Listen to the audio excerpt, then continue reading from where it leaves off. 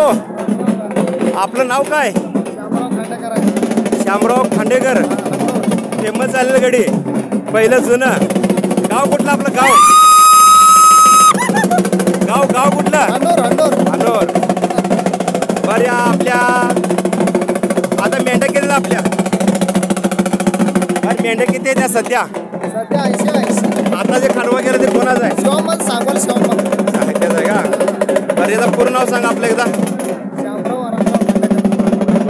आपल्या पाहुण्यांनी थोडक्यात माहिती दिल्याबद्दल नमस्कार, धन्यवाद.